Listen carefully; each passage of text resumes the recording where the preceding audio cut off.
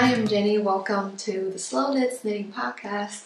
This episode I have a lot of finished objects and whips to share with you again.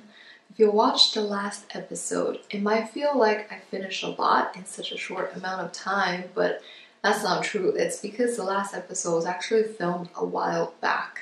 I just never finished editing that video. So that was from at least a month or even more. It may have been 2 months already by now.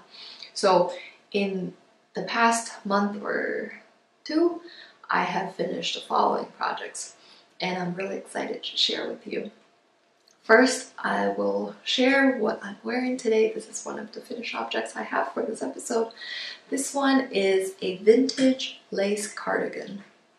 It is, it's meant to be a cardigan. I was knitting it as a cardigan. This pattern, I first heard about it from this channel, Vintage Knitting Party, and she's the only one I've seen who has knitted this project. So if you want to see what this pattern looked like as a cardigan, you can go check out her channel. That's the intended look. It is a vintage pattern by Patons. I got it from Etsy. You know, it's one of those someone made a scan of the vintage booklet, and just like most vintage patterns, the name is literally just lace cardigan, and it looked like this. It's knit in pieces. So I started this a long time ago. It's very hard to stay motivated with projects knit in pieces, I think. So I start with the back piece, I knit 2 front pieces, and then I knit 2 sleeves. And the sleeves are knitted bottom up. I've mentioned this project in my previous podcast. This year, well this month, I finally finished up the second sleeve. So I have all my pieces ready to go, and I washed them, blocked them, and I sewed the body pieces together. And I decided to do the double knitted button band first before I do the sleeves.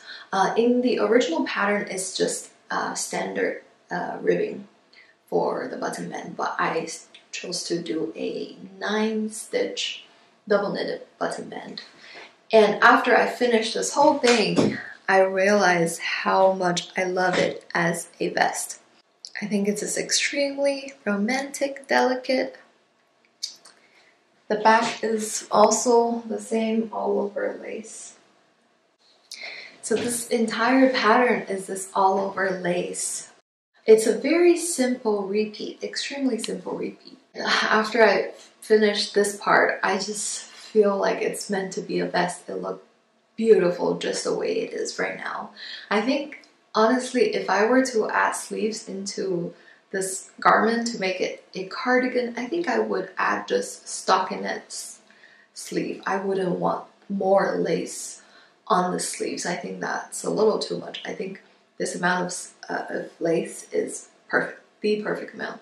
I am so in love with this vest, and the buttons are actually buttons I got from Paris last year on my trip. It's a button shop. I think it's just called the House of Buttons in French. Yeah, and I've been holding on to these buttons to use on this garment, and they fit beautifully. I'm super happy with this project. This one, it's also super versatile. I think it has such a Saison vibe, you know, that clothing brand where their knitwear is very feminine, romantic, and there are several knitwear designers who kind of replicate their designs, and I think this one can totally fit into that brand's aesthetic. I'm so in love with it. So far, I've worn this with dressy pants, like beigey, linen-y dressy pants. I've worn it with jeans, high-waisted jeans, and today I'm wearing it with a maxi skirt. I've also worn it over a maxi dress, and all of the outfits have been just perfect. I'm so in love with this piece. The yarn I use is it's actually it sounds kind of crazy. It's 4 strands of lace weight yarn.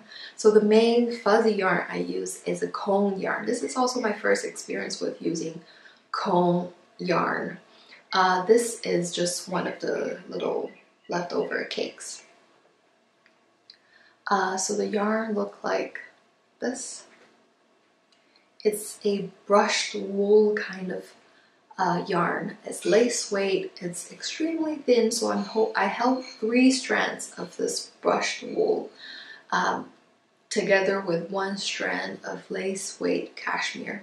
So it's a very soft, luxurious, lightweight, but warm and fuzzy kind of yarn combination. This pattern, I would really hope to turn this into this vest pattern and share it with people, because I think so many people will want to knit this up. It's just a beautiful pattern, and I think the original vintage pattern is not the best because it's not very accessible. Even though they are accessible on Etsy, it's not like the people who are selling have the copyright to sell it. And plus, I think the biggest problem will be these vintage patterns are very non-user friendly, especially for the modern knitters. They're knitting pieces and they are not in charts. I made my own chart. Each line of these lace repeats are just written out in words. And of course the size is not inclusive. So I actually really want to turn this into a vest pattern and share with people, but because it's not my own design, so I don't think that would work. I don't know. If you have any opinion on that, what do you think about that? Not your own design, but I really want to share this with so many people. Anyway, that is my first finished object. Last time I realized I forgot to share one of the finished object I had. This is my first FO from 2024. I just forgot to share last episode. This is my Calliope Pullover by Sari Nordland. It's a typical Sari Nordland style. It has very intricate lace pattern on the yoke. This is a round yoke sweater construction. I used, again, this is one of my lace weight cone yarn. I use 3 strands of this beautiful brown cashmere yarn. It is a very yellowy brown, therefore I love this specific shade of brown. And this was actually a test knit, but I never quite finished it. Plus her test knit, you only need to finish 1 sleeve.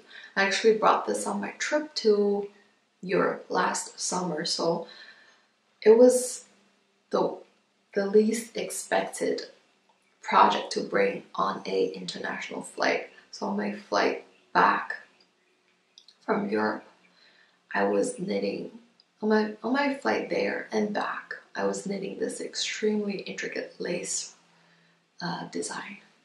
And it was not easily memorized. I actually needed to look at my pattern and I need to cross out every line to keep track. But I finally finished it. So this is another finished object that I forgot to share last time.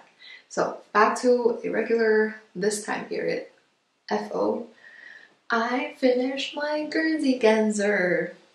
This is the Sandnes Garn design that has been pretty popular mostly last year or even the year before. I think it came out 2022, so in 2022 and some of 23.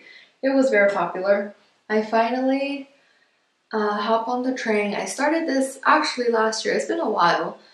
These are all my really old lingering whips. If you've seen one of my first podcast episode, I think I've talked about all these lingering whips that I had, and I've cleared all of them off my needles.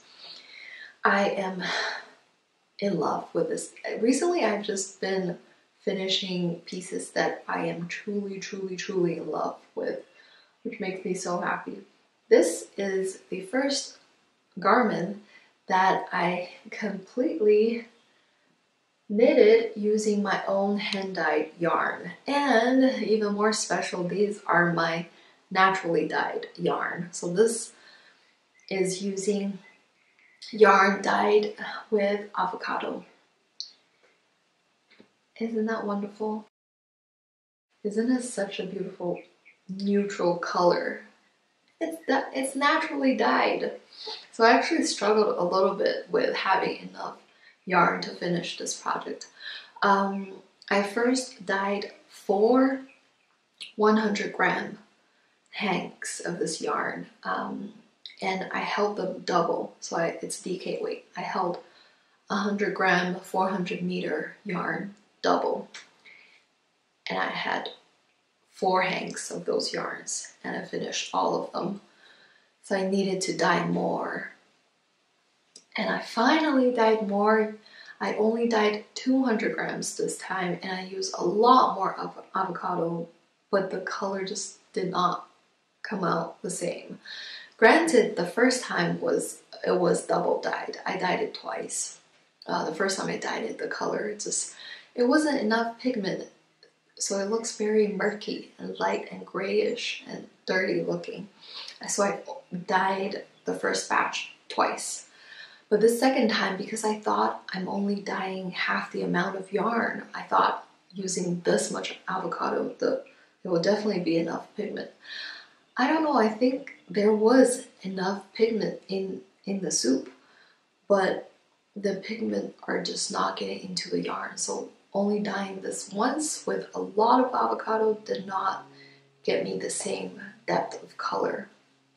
So I was ever so slightly stressed about what to do to finish the rest of the sweater. What I end up doing is I still have a little bit of yarn left from the first batch. So I ripped back this much. I ripped back this much of the sleeves. And because of the original yarn was held double, so I split this much yarn. I split it to use 1 strand of old yarn plus 1 strand of new yarn to continue. And that got me maybe here, around here. After that, I really ran out of my old color. And what I did at this point was, because my new color really looked very off. So this is my new color. Why I started with the new color is because comparing it, when you held it like this, I felt like, oh, the color is not too off. But when you held this double and actually knit up a fabric and put it next to this, it's completely off. So at this point, I was here, I decided to hold the new color together with 1 strand of another batch of naturally dyed yarn, but this is not with avocado, this is with onion skin. You can see the undertone of the color is just different. Avocado is slightly more pink, and onion skin is much more yellow and orangey. But holding these two together, because they're slightly marling, it makes the color difference less stark contrast. Therefore, at the end, the ribbing here is knit with these 2 strands held together.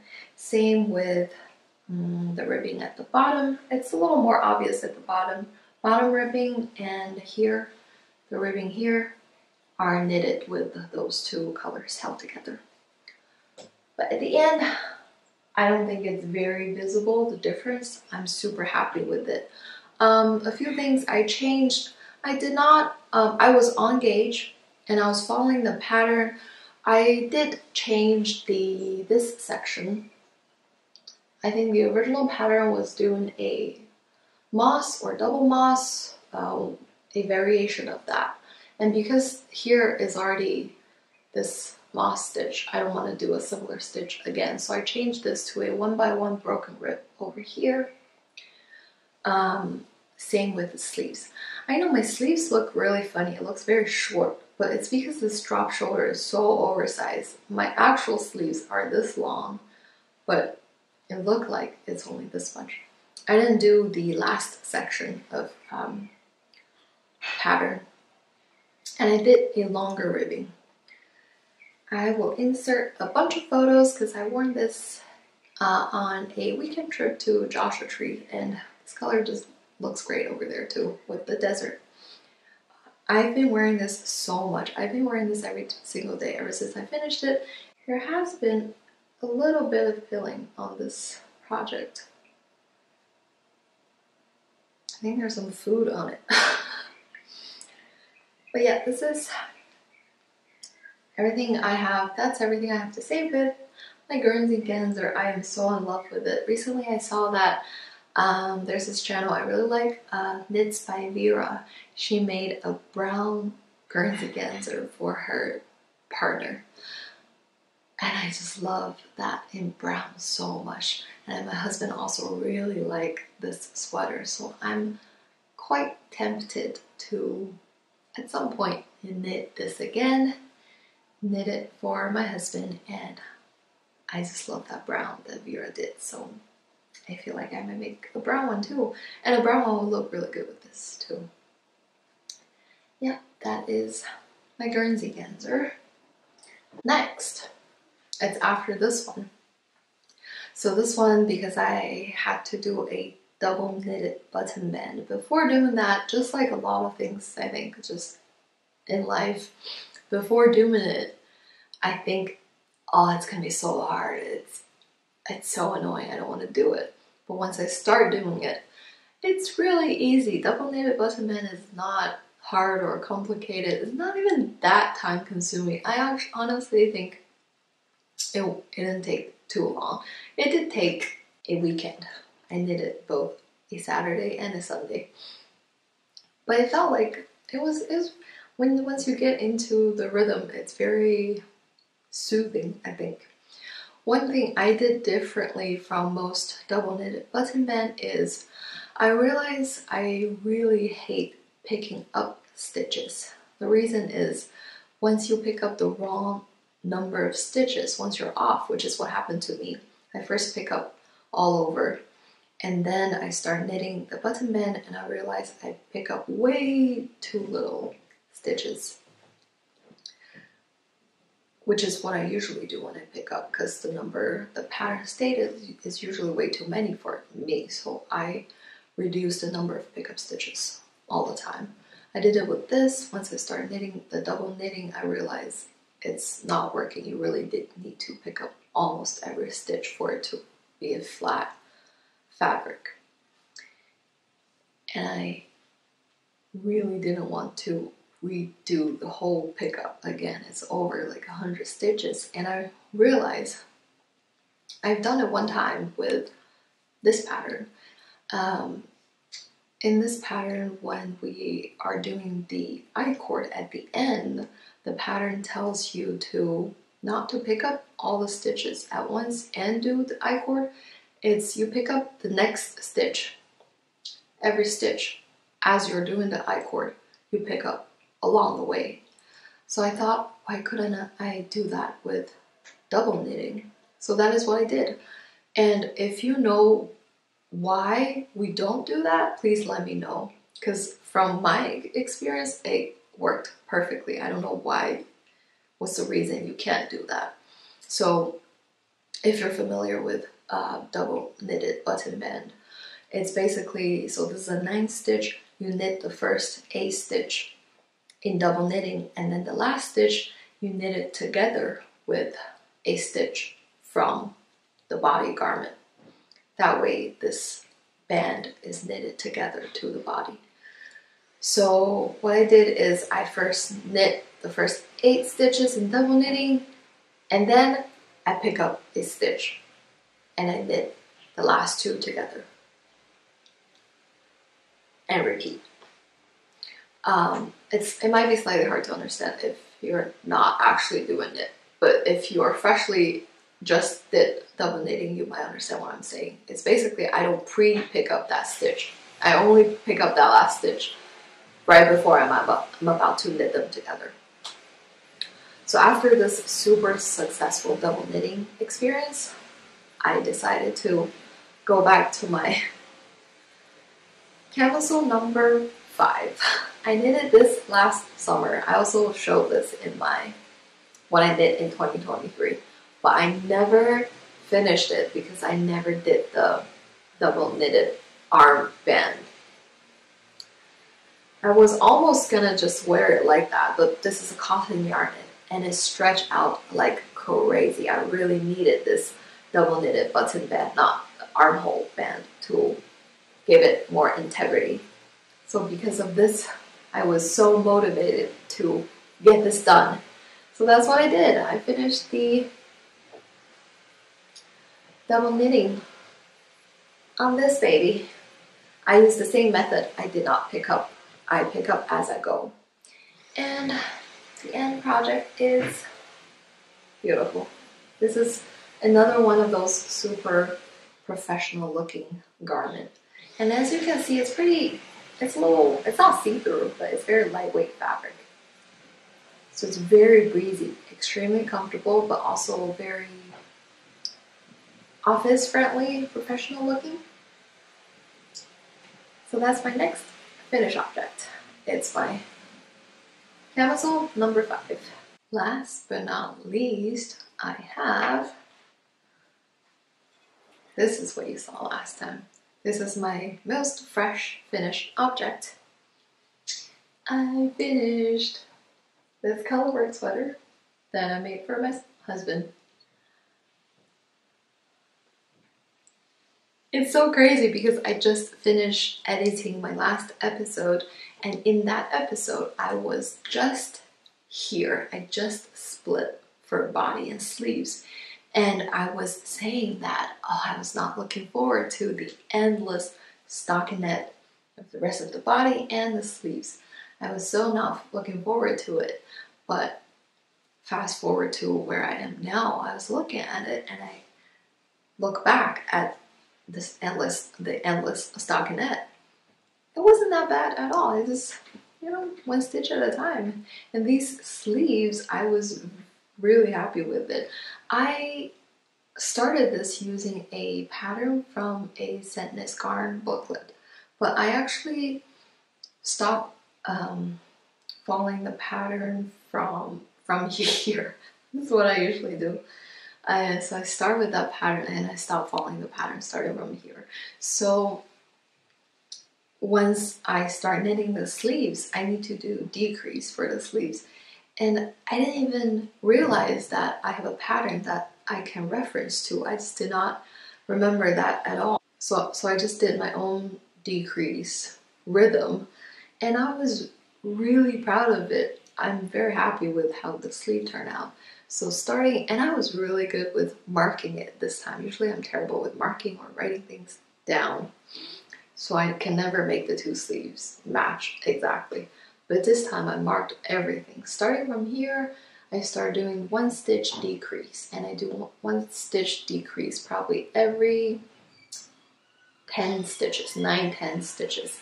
And I did 1 stitch decrease all the way to here. At this point, I kept asking my husband to try it on so I can gauge the fit of the sleeves. At this point, I felt that it could decrease a little faster. Plus, I count the stitches because I have these wavy patterns on the sleeves. I need a certain number for this stitch pattern to work. So starting from here, I did 2 stitch decrease for 2 rounds. And then I did my wavy pattern, which I love. I think this gray, blue, and orange just looks so good together. And after here, I did pretty rapid decreases and a 1x1 ribbing, and I did Italian bind off.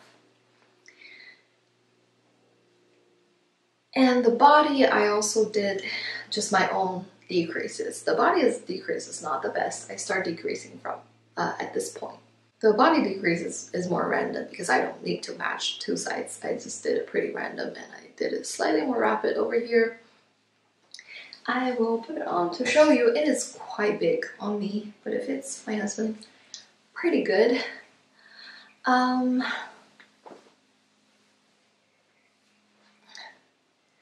If you follow any knitting Instagram accounts, and if you follow any of those Scandinavian style accounts, don't you feel like this is what it looks like on me? It is quite big. It's very long. The sleeves are super long on me. This is where my hands are. They're super long. This is definitely a super warm sweater, very, very woolly. If you'll follow any of those Scandinavian knitting Instagram account, and if you watch any of their finished object photos, don't you feel like it seems like the rule to be a Scandinavian style knitter or knitting Instagram account? When you style a sweater, you cannot pull your hair out. You have to leave your hair in like this. Don't you feel like every single one of their photos, the hair has to be like this? Anyway, I think this has been featured in my past episodes a lot, so I'm just gonna quickly go through. My main yarn is Lion's brand Fisherman's Wool in the color Oatmeal, but because this yarn is way too rustic, I paired it with one strand of a fuzzy brushed wool yarn to make it softer, and it is acceptable. Still pretty rustic for me. I definitely still feel it when I try to wear it for a little more than 10 minutes. It will start to become a little too much for me. But that is the main color, and I think it's a great main color canvas for colorwork designs. And all the colors are just my leftover yarns. Get closer to show you. This orange is Cascade 220, color is 220 Desert Sun. It's a leftover from my Salty Days sweater. The purple and the blue are Lion Brand's Feels Like Butter. Feels Like Butter. So it's a kid's synthetic fiber yarn. This watermelon-y coral color is Knit Crate. And this green is also Cascade 220 in a heather color. I think that's it. Those are all the colors. Looks very big. It's still not very even because I have not blocked this yet, because I'm waiting for a very sunny day for me to block it and then hopefully put it outside to make it dry faster, because I think this will take forever to dry. This might take days.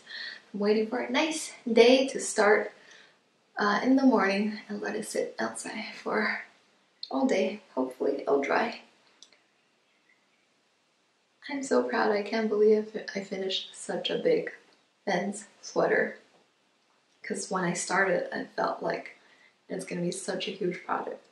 This is still a quite thick sweater. I think next time when I knit a sweater for my husband, I'm going to do a even lighter weight, which means it'll be even more knitting.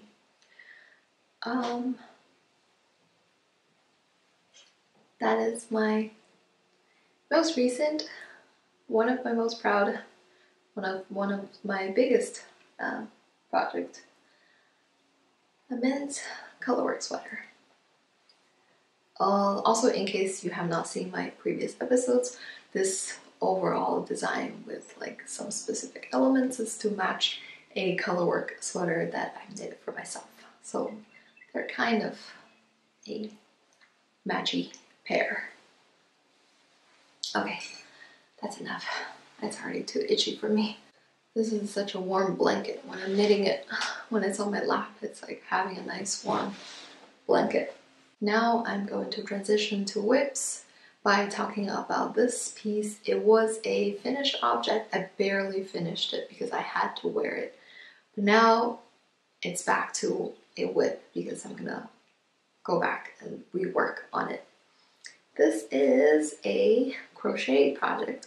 This is a granny square top. I look like this.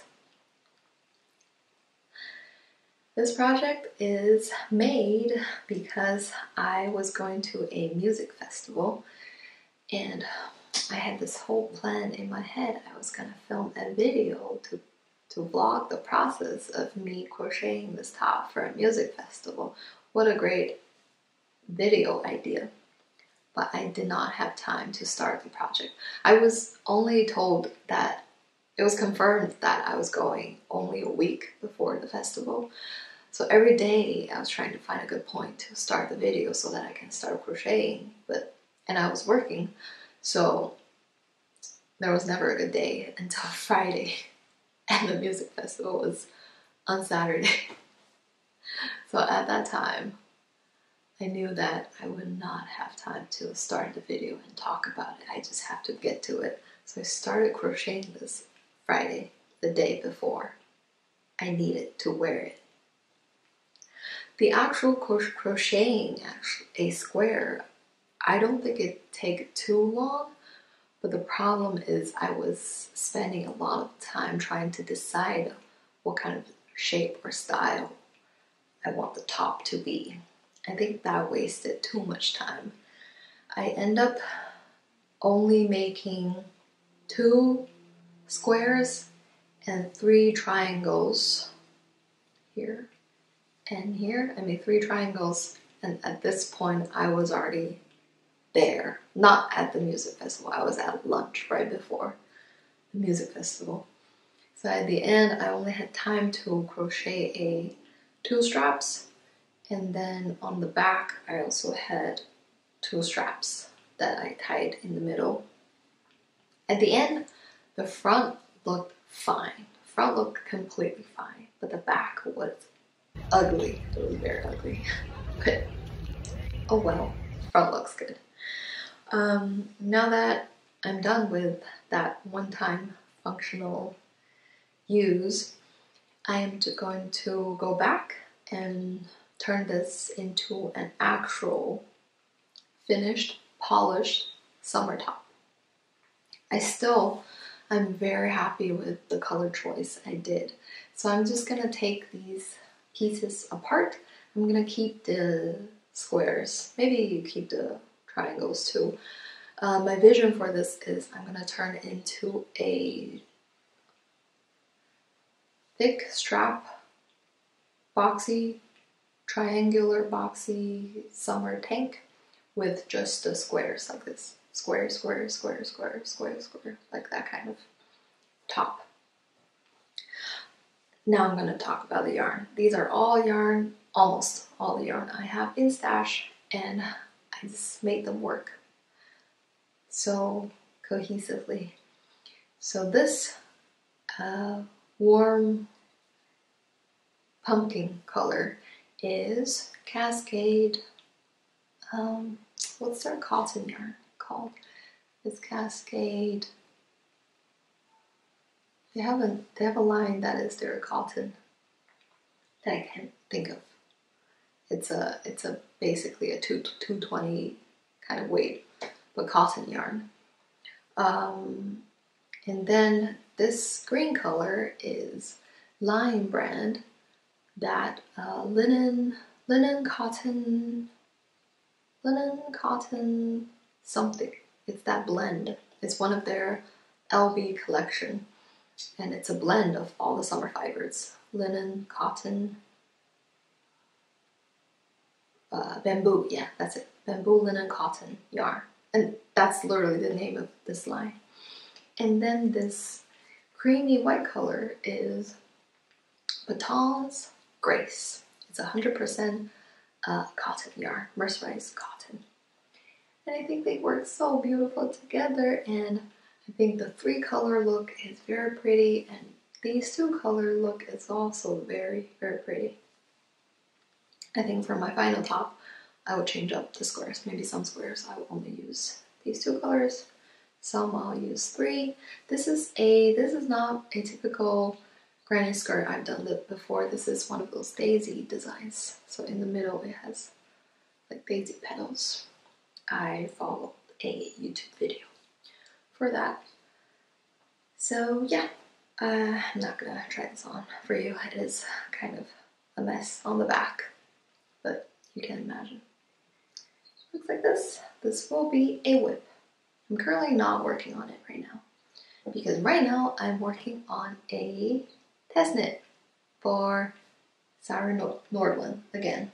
My book club cardigan. I actually just finished the right front. So this is a very traditional cable design cardigan. It looks like this. Hopefully you can see it pretty well. So this is the back piece. You start with the back and then it has a very slanted increase line on the back. This is the kind of line where you increase every row. So you increase, knit 1 in the front and then on the back you purl 1 to increase. So this is the kind of angle when it's increased every single row. My Salty Days sweater by Veronica Lindberg is also has a slanted line like this on the back, and it's also increased every row. And it's a very long line of increase. And then at the end of your increase, you knit a certain length, so that is your back piece, and then you pick up along this line for your front piece, which is what I did here. This is the line you pick up to knit the front. And I just finished my right front, so it will look like this. Just finished my right front. It is a quite oversized drop shoulder design, just like most design these days. I'm knitting size 1, so I'm knitting the smallest size, hoping that the drop shoulder oversized look is not too much for me. I don't like oversized look. And I think it's looking so great. I think this yarn makes this cable design really pop. Yarn I'm using is Cascade Eco Merino DK. This is their eco line, so it's undyed merino. I think they're just processed less, and they have this in I guess, what's the weight of a DK? Worsted, yeah. They have this undyed undyed merino in their worsted weight, and this is their DK weight. So it's 100 gram, 233 meters, 254 yards. And the color I have is 04. I forgot, I will put the name here. It's a gray color, but it's slightly, ever so slightly oatmeal-ish with the gray. They actually, when they're in this gang format, it looks very similar to the Cascade Fisherman's Wool in the oatmeal color. This because I held it together with another gray color, so the color changed a little bit. The actual Fisherman's Wool looks quite similar to this. So if they're looking for yarn in this color family and this kind of feel, the Fisherman's Wool is thicker. It's an Aran weight. But I think the actual yarn is not too much thicker. The Fisherman's Wool is a lot more lofty. It has a lot of air to it. So it has a lot of bounce. Here, this is Fisherman's Wool. It has a lot of bounce to it. It has a lot of air to it. So if you pull this all the way tight like this, it's also similar to a DK weight, but because it has more air, it looks like it's a thicker air weight yarn. Whereas this DK, it has less of a bounce, so it looks like a thinner yarn. But if I hold them tight, they're about the same weight, and their color is also very similar. The only difference will be this Cascade will cost you more. This one is such a great budget yarn. I only had to buy 2 balls of the yarn. Each ball is 220 something grams. I was shocked that I could finish a men's size color work with only 2 balls of that yarn. I still have leftovers. And this one is more solid, less airy, less lofty, and it is also less scratchy. It is bearable for me, and that one is unbearable for me. This one it's not soft. It's still a more on the rustic side, but it doesn't irritate me, but it's definitely not soft. It feels more like rope. I don't know if that's a good, I think it is a fairly good comparison. If you think of rope, they're not soft. They're also not very scratchy, like woolly.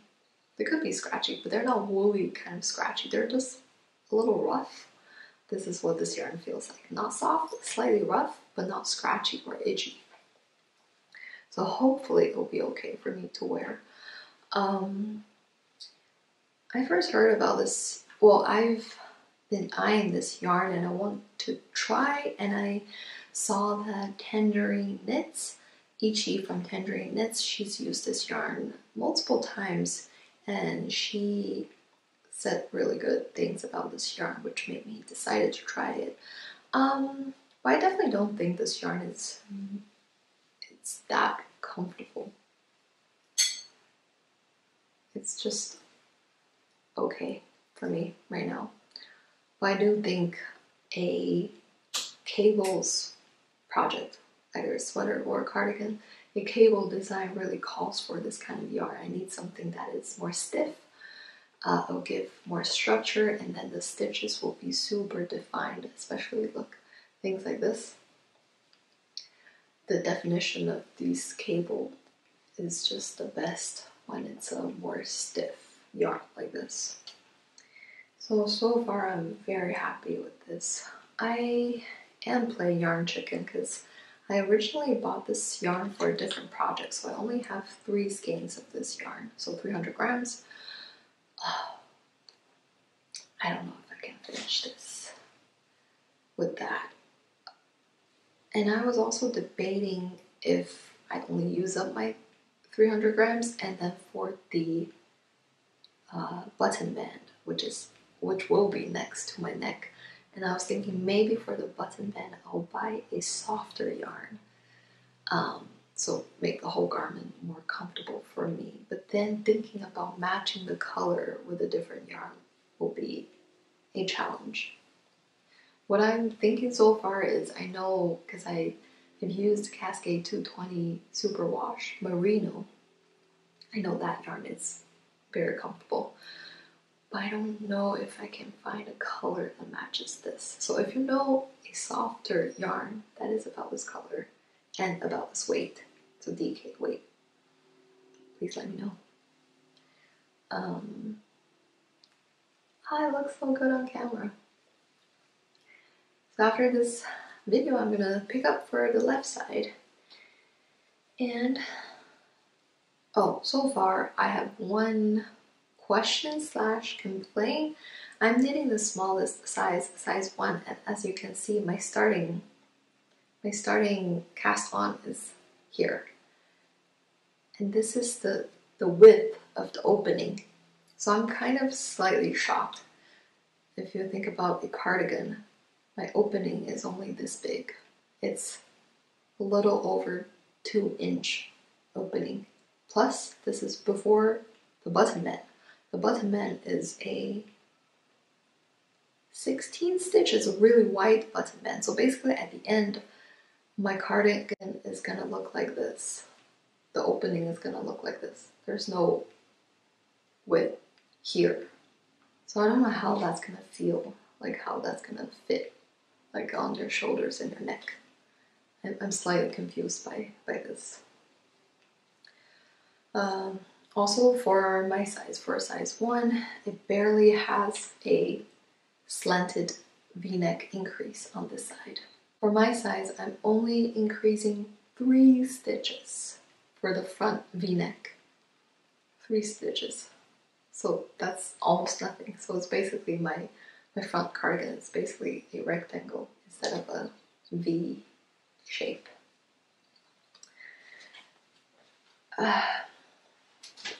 The only person I know is Casey from, oh my god, I forgot Casey's channel. She's also test knitting this cardigan and she's making a delicious brown one. I'm looking forward to see hers. And lastly, I have another whip. I think last time I've mentioned I want to start using this yarn. And I did. This is a special yarn I got almost 2 years ago. And I was holding on to it for too long. I finally started to just do something with it. So I cast it on a puff tee by Knitting for Olive. This yarn is Hedgehog Fibre, Alpaca Boucle, and the colorway is Foam. I got this color, as I said, 2 years ago, and my taste has changed, and right now, I don't think I like this color. I think from close up, I still think this color is very happy. It's a happy color, but I'm just not too experienced with using variegated yarn. When I knit up into this, I'm not a fan of this zebra-y, stripy print. What do you think? I finished the body, but the body is too short, so I'm going to go back and add more length. And this is the sleeve. I haven't worked on the sleeve. This is just from splitting. And I'm not sure if I want to knit it to a longer, like the original puff sleeve tee's length, which is about this long. I'm not sure if I'll knit it longer or just leave it short and cute. What do you think of this color? I also don't know how this top is going to feel in any kind of weather. Is it hot or is it cold?